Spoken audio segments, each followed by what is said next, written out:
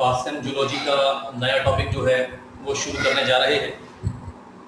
ठीक, मैं आपसे ये कहूँगा कि जो भी जूलॉजी या बॉटनी का पार्ट मैं ख़त्म करूँगा या केमिस्ट्री का जो पार्ट ख़त्म करूँगा, शिवलाल के पीछे जो क्वेश्चन दिए होते हैं खासतौर से बायोलॉजी के, उन सारे प्रश्नों को आपको अध्याय खत्म होने के बाद नोट करना है और उनके आंसर्स याद करने हैं। ठीक, नोट्स बनाते समय इस बात का ध्यान रखिएगा, जैसे ही अध्याय आपका खत्म होता है तो शिवलाल की 11वीं की बुक के पीछे जितने भी क्वेश्चन दिए हैं प्रतियोगी परीक्षा के नॉर्मल, उन प्रश्नों को कॉपी में नोट करना है, उन्हें तैयार करना है।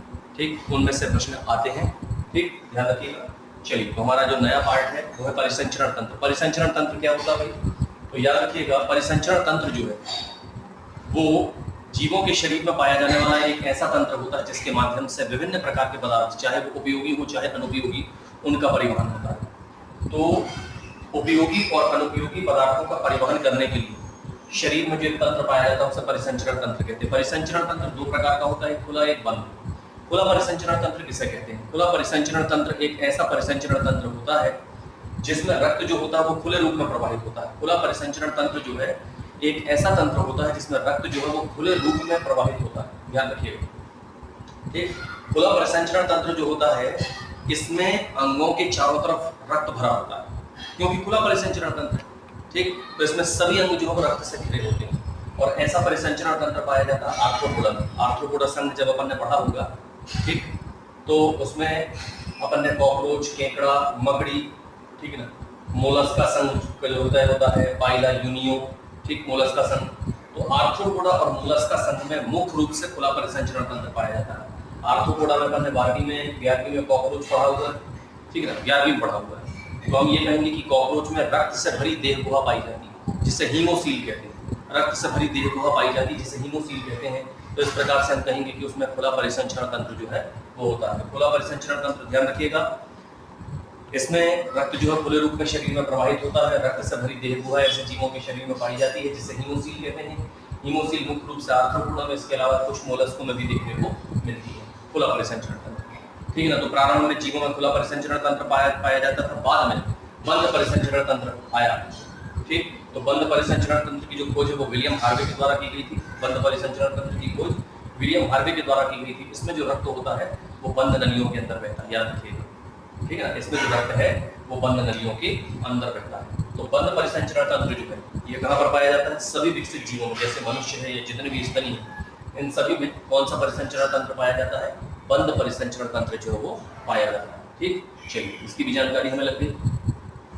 अब इसके बाद चलते हैं मनुष्य का रक्त परिसंचरण तंत्र। जो मनुष्य का जो रक्त परिसंचरण तंत्र है वो 3 हिस्सों में बटा होता है, हृदय, रक्त और रक्तवाहिनी। मनुष्य का जो रक्त परिसंचरण तंत्र है वो 3 हिस्सों में बटा होता है। नंबर 1 हृदय, नंबर 2 रक्त और नंबर 3 रक्तवाहिनी। रक्त के बारे में अपन पढ़ चुके हैं, हमें हृदय और रक्तवाहिनियों के बारे में और पढ़ना है। तो आइए हम हृदय की ओर चलते हैं। हृदय क्या है? तो याद रखिएगा, मनुष्य की जो वक्ष गुहा होती है, वक्ष गुहा में कहां पर? वक्ष गुहा हमारे कंधे से लेकर के डायफ्राम तक, ठीक, और जो 2 फेफड़े होते हैं दोनों फेफड़ों के बीच। तो मनुष्य का जो हृदय है वो वक्ष गुहा में स्थित होता है। हृदय पेशियों का बना होता है, खोखला शंक्वाकार अंग है। ठीक है, ध्यान रखिएगा, वक्ष गुहा दोनों फेफड़ों के बीच वक्ष गुहा में स्थित होता है मनुष्य का हृदय। और ये एक खोखला अंग होता है, शंक्वाकार होता है, हृदय पेशियों का बना होता है और शरीर के सभी अंगों में रक्त का परिवहन करता है। याद रखिएगा, ये पंपिंग अंग होता है, पंपिंग अंग। इसके अलावा हमारे शरीर में कोई भी पंपिंग अंग नहीं है, केवल हृदय जो है वो एक पंपिंग अंग होता है जो रक्त को शरीर के विभिन्न भागों में पंप करने का काम करता है। फिर इसके बाद आपको ये पता होना चाहिए, मनुष्य का जो हृदय होता है, मनुष्य का हृदय वो 4 कक्षों में बटा होता है। मनुष्य का जो हृदय है वो 4 कोष्ठों में बटा होता है। ऊपर के 2 कोष्ठ आलिंद कहलाते हैं, नीचे के 2 कोष्ठ निलय कहलाते हैं। दायां आलिंद, बायां आलिंद, दायां निलय, बायां निलय। ये प्रत्येक भाग जो है ये इन पट्टों के द्वारा पृथक रहते हैं। आलिंदों के बीच पाया जाने वाला जो पट्ट होता है अंतरा आलिंद पट्ट कहलाता है। निलयों के बीच पाया जाने वाला जो पट्ट होता है अंतरा निलयी पट्ट कहलाता है। ये अंतरा आलिंद पट्ट कहलाता है, ये अंतरा निलयी पट्ट कहलाता है। यहाँ पर आप देख पा रहे हैं कि इस प्रकार से एक डार्क हिस्सा बना हुआ है। मैं आपको बता दूं कि भ्रूणावस्था में जब बच्चा गर्भ में रहता है तो उसके अंतरा आलिंद पट्ट में एक छिद्र पाया जाता है। अंतरा आलिंद पट्ट में एक छिद्र पाया जाता है जिसे फोरामेन ओवेलिस कहा जाता है। जिसे क्या कहते हैं? Foramen ovalis. फोरामेन ओवेलिस, ध्यान रखिएगा। और जन्म के बाद ये जो छिद्र है ये बंद हो जाता है। केवल भ्रूणावस्था के समय ये जो अंतरा आलिंद पट होता है इसमें एक छिद्र पाया जाता है। इस छिद्र को फोरामेन ओवलिस के नाम से जाना जाता है। जन्म के बाद ये जो छिद्र है ये बंद हो जाता है। ठीक है, ध्यान रखिएगा, प्रत्येक आलिंद अपनी ओर के निलय में एक छिद्र के द्वारा खुलता है। प्रत्येक ओर का आलिंद अपनी ओर के निलय में एक छिद्र द्वारा खुलता है। ठीक है ना, तो दायां आलिंद निलय छिद्र जो है ये त्रिवलनी कपाट मतलब ट्राइकस्पिड वाल्व से बना होता है। 3 जोड़ी कपाट पाए जाते हैं ये, ठीक। और बायां आलिंद निलय छिद्र जो है वो द्विवलनी कपाट अर्थात डाइकस्पिड वाल्व जिन्हें मिट्रल वाल्व भी कहते हैं, डाइकस्पिड वाल्व जिन्हें मिट्रल वाल्व के नाम से भी जाना जाता है, के द्वारा ये निलय में खुलते हैं। तो प्रत्येक ओर का आलिंद अपनी ओर के निलय में एक छिद्र के माध्यम से खुलता है, याद रखिएगा। ठीक है ना, तो दायां आलिंद निलय छिद्र जो है त्रिवलनी कपाटों का और बायां आलिंद निलय छिद्र जो है वो द्विवलनी कपाटों का बना होता है अर्थात मिट्रल वाल्व का बना होता है, ध्यान रखिएगा। संपूर्ण हृदय जो है वो दोहरे आवरण से घिरा होता है। ठीक, इस दोहरे आवरण को हम किस नाम से जानते हैं? पेरिकार्डियम आवरण। संपूर्ण हृदय जो है वो दोहरे आवरण से घिरा होता है। ठीक, इस दोहरे आवरण को पेरिकार्डियम कहते हैं और इन दोहरे आवरणों के बीच एक द्रव भरा होता है जिसे नाम दिया जाता है पेरिकार्डियल द्रव, ध्यान रखिएगा। फेफड़ों में पाया जाता है प्लूरल द्रव, यहाँ पर पाया जाता है पेरिकार्डियल द्रव। ठीक, इस बात का ध्यान रखें। फिर इसके बाद मैं आपको बता दूं कि जो निलय होता है इसमें अनेक जगहों पर क्या होते हैं, ऐसे छोटे छोटे मांसल भंज पाए जाते हैं, मतलब मांसल उठे हुए भाग पाए जाते हैं। इन मांसल उठे हुए भागों को पेपिलरी पेशियां कहते हैं या कॉलोनी कार्निया के नाम से जाना जाता है। ठीक, तो हृदय का जो निलय होता है इस निलय में क्या पाई जाती है? पेशियां पाई जाती है जिन्हें पेपिलरी पेशियां कहते हैं। इन्हें कॉलोनी कार्नी के नाम से भी जाना जाता है, आप ध्यान रखिएगा। ठीक, फिर इसके बाद दाएं आलिंद में कौन आकर के खुलता है? महाशय। बाएं आलिंद में कौन आकर के खुलता है? पल्मोनरी शिरा। दाएं निलय से कौन निकलता है? पल्मोनरी धमनी। और बाएं निलय से कौन निकलता है? दैहिक महाधमनी या एओर्टा। मनुष्य के शरीर की सबसे बड़ी जो धमनी है वो एओर्टा है अर्थात दैहिक महाधमनी है, याद रखिएगा। तो ऊपर की दोनों नलिकाएं आकर के खुलती हैं और नीचे की दोनों नलिकाएं निकलती हैं। इनसे भी प्रश्न पूछा जा सकता है, ठीक है, ध्यान रखिएगा। तो इस तरह से यहाँ पर हमने इस विषय में सारी चीजें समझ ली अच्छे से, ध्यान रखिएगा।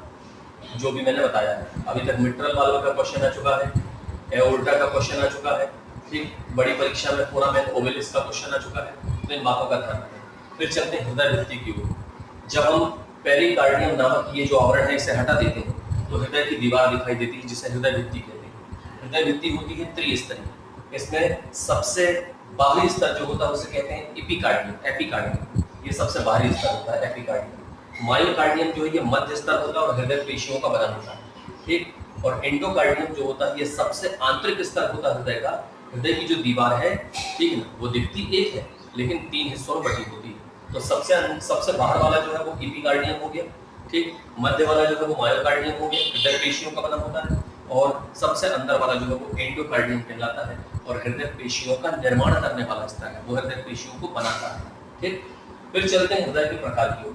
हृदय जो है वो 2 प्रकार का होता है। एक होता है मायोजेनिक या पेशी हृदय और दूसरा होता है न्यूरोजेनिक या तंत्रिकी जनक हृदय। ये मायोजेनिक या पेशी हृदय क्या होता है? तो याद रखिएगा, ऐसा हृदय जिसमें हृदय धड़कन की उत्पत्ति रूपांतरित हृदय पेशियों के से आने वाली आवेगों के द्वारा होती है। याद रखिएगा, हृदय के अंदर क्या पाए जाते हैं? तो हम कहेंगे हृदय के अंदर रूपांतरित हृदय पेशियों के गुच्छे पाए जाते हैं और उन गुच्छों से आवेग चलते हैं और उन्हीं आवेगों से हृदय धड़कन की क्या होती है? उत्पत्ति। तो हम ये कहेंगे कि जब हृदय धड़कन की उत्पत्ति हृदय में पाए जाने वाले रूपांतरित हृदय पेशियों के गुच्छों से आने वाली आवेगों के द्वारा होती है तो उसे नाम दिया जाता है मायोजेनिक हृदय या पेशी हृदय। हमारा जो हृदय है ये मायोजेनिक हृदय है क्योंकि हमारे हृदय में 2 पेशी गुच्छक पाए जाते हैं। एक ऐसे नोड पाया जाता है और एक एबी नोड पाया जाता है, पेशी गुच्छक। आगे उनके बारे में भी पढ़ेंगे अपन।